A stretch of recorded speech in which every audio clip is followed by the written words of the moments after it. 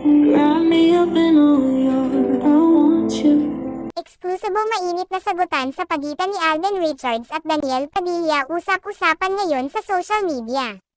Kamakailan nga lamang kung matatandaan natin ang hiwalayang naganap sa pagitan ni Daniel Padilla at Catherine Bernardo na siyang yumangay sa publiko dahil hindi nila ito inaasahan.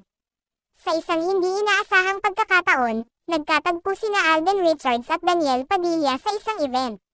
Bagamat maaliwalas ang paligid, ramdam ng lahat ang tensyon sa kanilang presensya.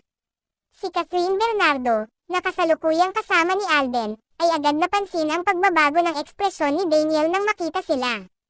Nagbigay galang si Alden sa pamamagitan ng isang mahinahong pagtango, ngunit halata ang malamig na pagtanggap ni Daniel. Akala ko ba tapos na tayo, Alden? Bakit kailangang iparamdam pa sa lahat na nanalo ka?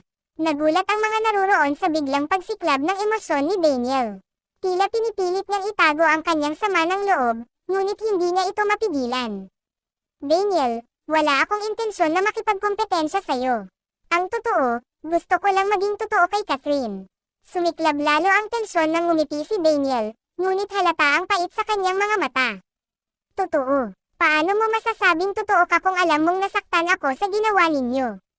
Naglakad si Catherine papalapit sa dalawa, pilit na pinapakalma ang sitwasyon. Daniel, please, hindi ito ang lugar para pag-usapan natin to. Ngunit tila bingi si Daniel sa pakiusap ni Catherine. Tumingin siya ng diretso kay Alden, puno ng galit. Ano bang meron ka na wala ako? Sabihin mo nga sa akin, Alden. Si Alden, bagamat kalmado, ay nagsimulang magpakita ng bahagyang iritasyon. Daniel, hindi ito tungkol sa kung ano ang meron o wala ako. Ang mahalaga ay kung ano ang nararamdaman ni Catherine. Ang mga salitang iyon ay tila kutsilyong tumusok sa puso ni Daniel. Hindi niya mapigil ang makilang nararamdaman. At ikaw ang magpapasya para sa nararamdaman niya. Tumulo ang luha ni Catherine, hindi na kayang itago ang sakit na nararamdaman dahil sa tensyon ng dalawa. Enough, pareho ko kayong mahalaga, pero hindi ko kayang makita kayong ganito.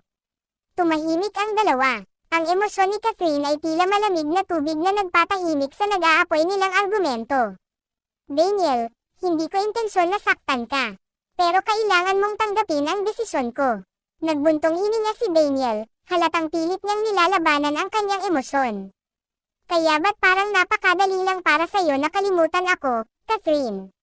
Lumapit si Alden kay Catherine, hinawakan ang kanyang kamay, na lalong nagpagatong sa damdamin ni Daniel. Daniel, hindi ko kailanman gustong kunin siya mula sa'yo. Pero minahal ko siya, at minahal niya ako. Hindi ko yun pinilit. Sa puntong iyon, parang nawalan ng lakas si Daniel. Napaupo siya sa isang bakanteng upuan, tila hinang-hina. Si Catherine naman ay tuluyang napaiyak, lumapit kay Daniel at hinawakan ang kanyang balikat. Daniel, hindi ko minamaliit ang lahat ng pinagsamahan natin. Ikaw ang una kong minahal, pero kailangan ko ring sundin ang puso ko. Tumango si Daniel, ngunit ang kanyang mga mata ay puno ng luha.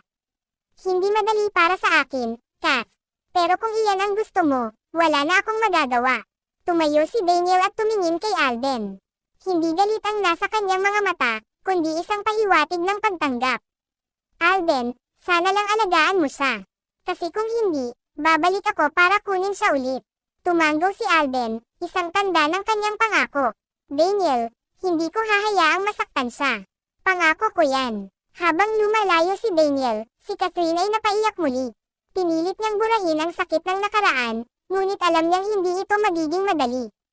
Hinarap siya ni Alden, pinawi ang kanyang mga luha. Masyadong emosyonal si Catherine, ngunit pinagaan ni Alden ang loob nito sa pamamagitan ng salitang andito ako. Hindi kita iiwan. Ang mga salita ni Alden ay tila kaunting ginhawa para kay Catherine, ngunit nanatili ang bigat ng sitwasyon sa kanyang puso.